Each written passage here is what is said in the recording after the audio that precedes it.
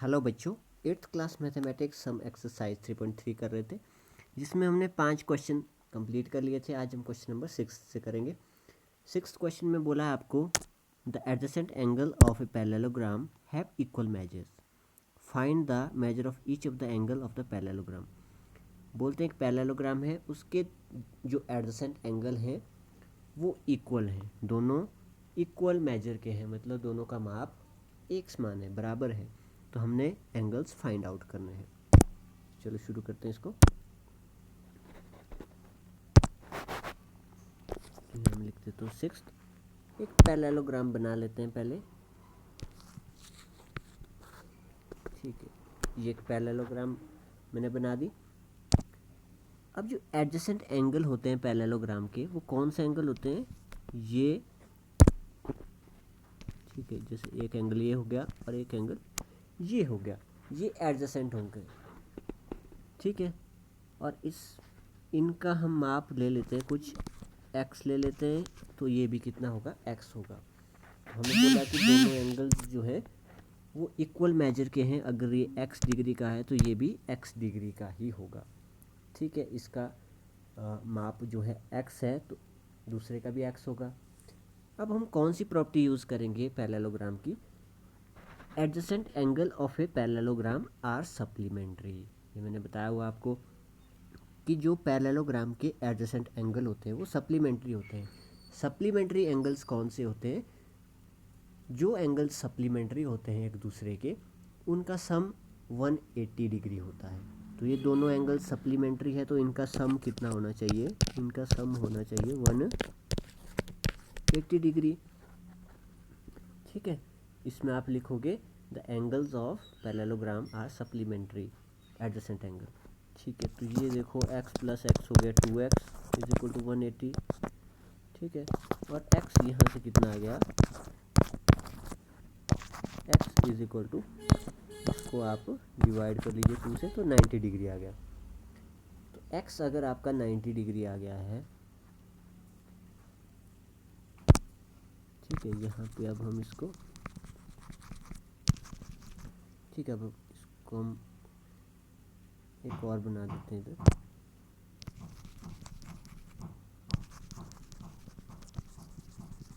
इसको इरेज करके हम एक नया पैरेललोग्राम अब बना लेते हैं, क्योंकि अब हमें पता चल गया कि x जो है कितना आ चुका है, ये 90 डिग्री आ चुका है, तो ये भी 90 डिग्री होगा। अब एडजेसेंट एंगल्स पैरेललोग्राम के सप्लीमेंट्री होते हैं, और जो ऑपोजिट एंगल होते हैं वो इक्वल होते हैं। जैसे इस 90 के ऑपोजिट ये वाला एंगल है, इधर स्ट्रेट एंगल है। ठीक है, इस 90 का ऑपोजिट ये वाला है, इस 90 का ऑपोजिट एंगल ये वाला है। तो ऑपोजिट एंगल पैरेललोग्राम के इक्वल होते हैं। तो जब इक्वल हैं तो इसका इस साइड भी 90 आएगा, इस साइड भी 90 डिग्री आएगा। तो सारे के सारे एंगल्स इस पैरेललोग्राम के 90 डिग्री के आ जाएंगे। ठीक है, इस पैरेललोग्राम का आप नाम दे सकते हैं ABCD।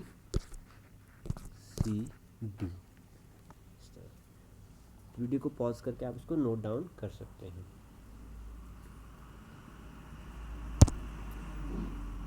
Now let's move to the 7th question. 7th question, the adjacent figure HOPE is parallelogram. हमें फिगर भी दे के रखी है, क्वेश्चन नंबर 7 की फिगर है ये वाली। हमें बोलते हैं जो XYZ है, यहाँ से हमने फाइंड आउट करने हैं। ठीक है, तो फिगर को थोड़ा जूम हम कर सकते हैं।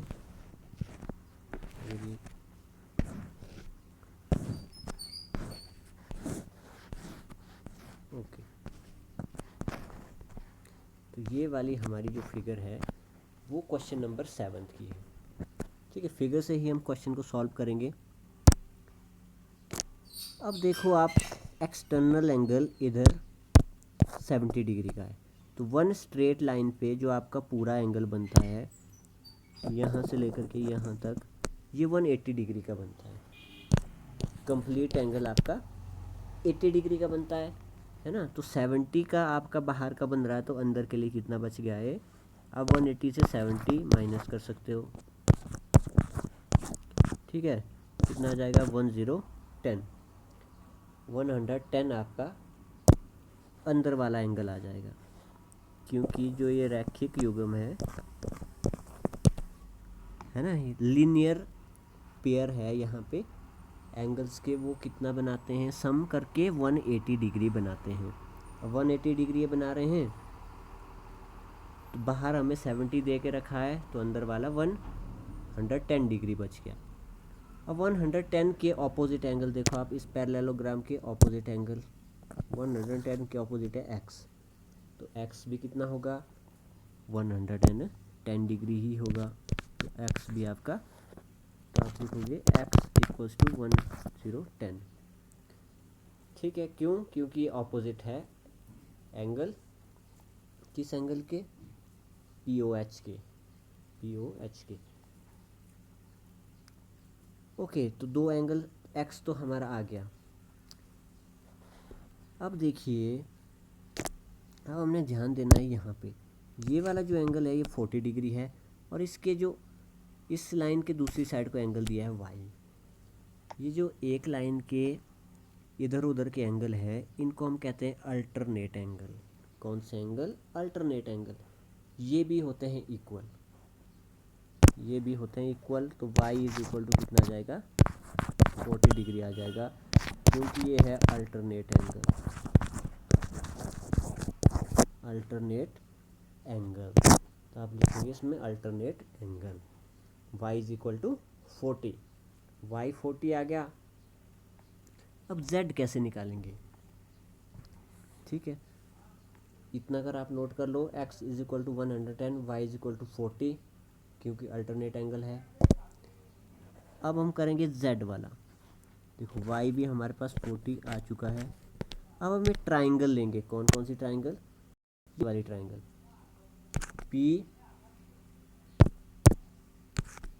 POH वाली ट्राइंगल, ये वाली हम ट्राइंगल लेंगे। ट्राइंगल के दो एंगल हमें पता लग चुके हैं अंदर के, तो तीसरा एंगल हम कैसे निकालते हैं, एंगल सम प्रॉपर्टी से, एंगल सम प्रॉपर्टी से। तो देखो, एक एंगल z है, एक 40, एक 110 है, तो 3 angles of triangles makes 180 degree. Sum इतना, इनका कितना होता है, 180 होता है।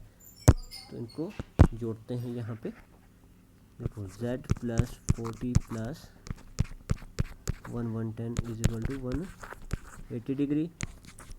देखो ये कितना हो गया, z कितना आ जाएगा, 180, ये दो चीज़ें प्लस हो जाएगी लेफ्ट हैंड साइड में, ये बन जाएगा 150, तो 150 को हम राइट हैंड साइड में ले जाएंगे, माइनस हो जाएगा, 180 से 150 घट जाएंगे, तो z कितना आ जाएगा, 30 डिग्री आएगा। आप चेक कर सकते हैं, 30 प्लस 40 प्लस 110 180 के बराबर आते हैं। ठीक है, इनको ऐड करके ओके, तो z भी हमारा कितना आ गया है, 30 डिग्री आ गया है। ठीक है, तो इस तरह से आप इनको लिख सकते हो, और यहाँ पे आप इनको जोड़ के इसके ब्रैकेट में लिख सकते हैं एंगल सम प्रॉपर्टी, कि आप कौन कौन सी प्रॉपर्टी का यूज़ करके ये निकाल रहे हो। तो एंगल सम प्रॉपर्टी का हम ऐसे लिखेंगे, angle sum property of triangle, triangle की एंगल सम प्रॉपर्टी हमने यहाँ पे यूज़ की है।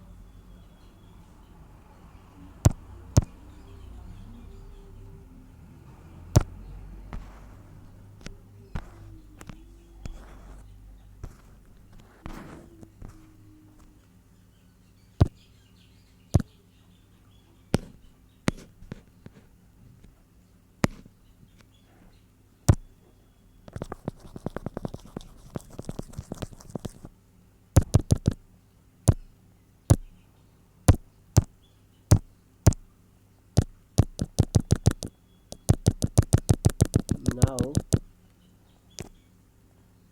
Move to next question. तो 8th क्वेश्चन में हमें फिगर दे के रखे हैं, ये पैरेललोग्राम दे के रखी, हमें बोला है एक्स और वाई की वैल्यू फाइंड आउट करो। तो इनको शुरू करते हैं।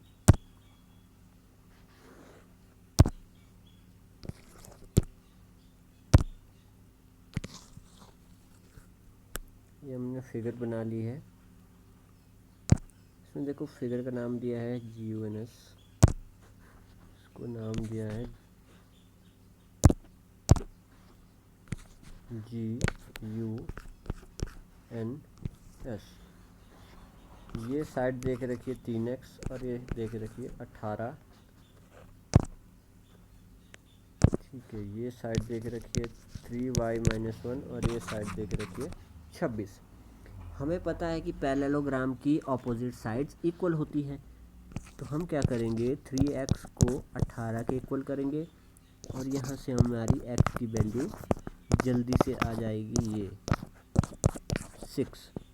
तो x की वैल्यू कितनी आ गई 6। इसी तरह से हम दूसरी ऑपोजिट साइड्स को भी इक्वल करेंगे। अब दूसरी ऑपोजिट साइड्स कौन सी है, ये।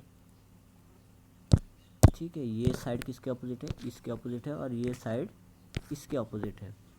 तो अब दूसरी ऑपोजिट साइड कौन सी बच गई, ये बची हमारी 3y-1 इज इक्वल टू 26। अब यहाँ से 3y इज इक्वल टू 1 को राइट हैंड साइड में जाएंगे तो 1 राइट हैंड साइड में प्लस हो जाएगा, तो राइट हैंड साइड में 27 हो जाएगा आपका अगले स्टेप में। तो 3y इज इक्वल टू 27 आ जाएगा।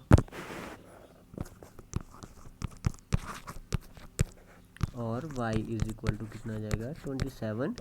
और 3 डिवीज़न में चल जाएगा, मल्टीप्लाई वाली चीज़ डिवीज़न में चली जाती है, तो ये 9 आ जाएगा।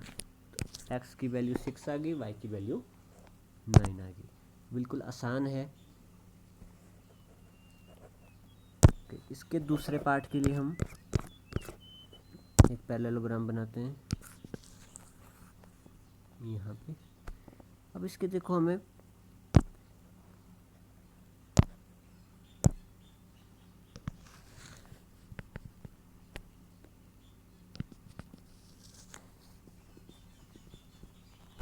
डायगोनल दे के रखे हैं। ठीक है, डायगोनल दे के रखे हैं आधे आधे। 20 के साथ में y+7 दे के रखा है। ठीक है, ये वाला 20 है और इस साइड को जो लेंथ है वो y+7 का है। ठीक है, तो पहले तो हम इसी को करेंगे। देखो डायगोनल जो भी है यहाँ से लेकर के इसका नाम हम लिख लेते हैं पहले।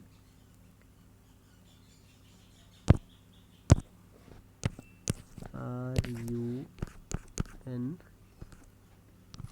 ये इसका डायगोनल बीच में इंटरसेक्टिंग पॉइंट हो गया।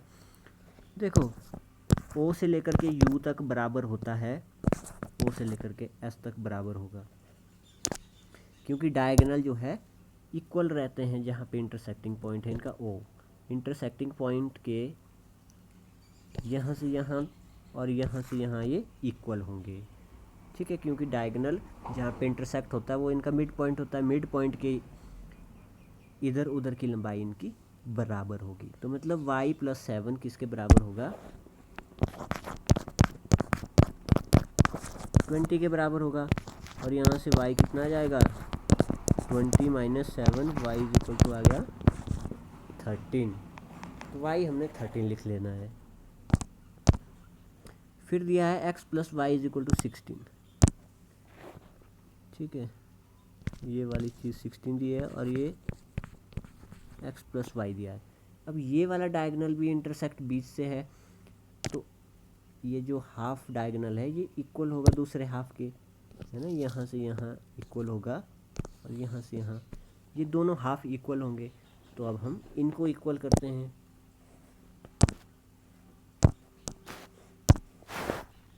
तो x + y is equal to कितना आ गया 16 आ गया। y हमने पहले से ही निकाल रखा है, y हमने निकाला है 13।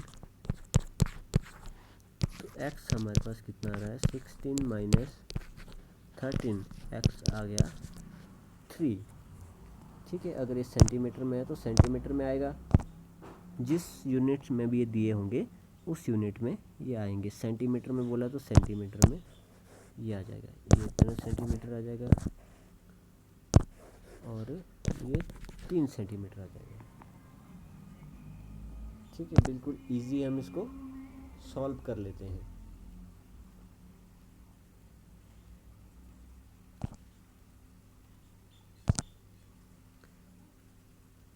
इसी तरह से 9th क्वेश्चन आप सॉल्व करेंगे।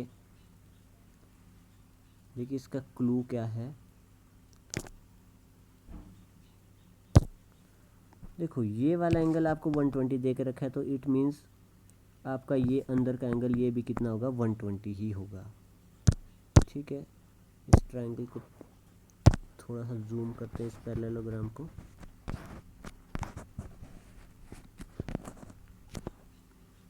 ओके, अब इसको ध्यान से देखते हैं। ये वाला एंगल आपको 120 दे के रखा है ना। इसके ऑपोजिट एंगल आपका ये वाला आएगा, तो ये भी आपका 120 ही आएगा। ये वाला एंगल ऑपोजिट एंगल है, तो ये आपका 120 आएगा। लेकिन हमें इससे कोई लेना देना नहीं है, हमें बोला है कि x की वैल्यू फाइंड करो। x हमारा है इस ट्राइंगल के अंदर, तो इस ट्राइंगल के हमें दो एंगल्स पता होना चाहिए। एक जो पॉइंट E के पास एंगल होगा, एक पॉइंट S के पास जो एंगल होगा। फिर हम ट्राइंगल सम प्रॉपर्टी लगाएंगे। तो देखो एंगल E तो आपका इजीली आ जाएगा। जो एंगल E के पास जो एंगल होगा वो कितना आएगा, वो 70 आएगा, क्योंकि 70 इसके ऑपोजिट में है। इस पैरेललोग्राम का ऑपोजिट एंगल क्या है, 70 है इधर। तो 70 के ऑपोजिट ये वाला एंगल आएगा हमारा E, तो E भी होगा 70। ठीक है, तो E भी आ गया 70। अच्छा, अब थर्ड एंगल हम कैसे, S वाला एंगल हम कैसे निकालेंगे। S वाले एंगल के लिए हम क्या यूज़ करेंगे, एडजेसेंट एंगल की प्रॉपर्टी यूज़ कर सकते हैं। देखो ये वाला एंगल 120 है, ये वाला एंगल 120 है, तो ये वाला एंगल जोड़ के हमें 180 बनाना है। 180 बनाने के लिए 60 बच रहा है, तो मतलब कि ये दूसरे वाला जो एंगल है, एंगल S कितना आएगा, 60 डिग्री आएगा। ठीक है, अब हम एंगल सम प्रॉपर्टी यूज़ कर सकते हैं। 70 + 60 + x, ये हो जाएगा 180। ठीक है, अब आप इजीली इसको सॉल्व कर सकते हो। 70 + 60 कितना हो गया, 130। 130 को आप राइट हैंड साइड में 180 से माइनस करेंगे, तो x आपका बच जाएगा 50 डिग्री। तो x की वैल्यू कितनी आ जाएगी आपकी, 50 डिग्री आंसर आ जाएगा।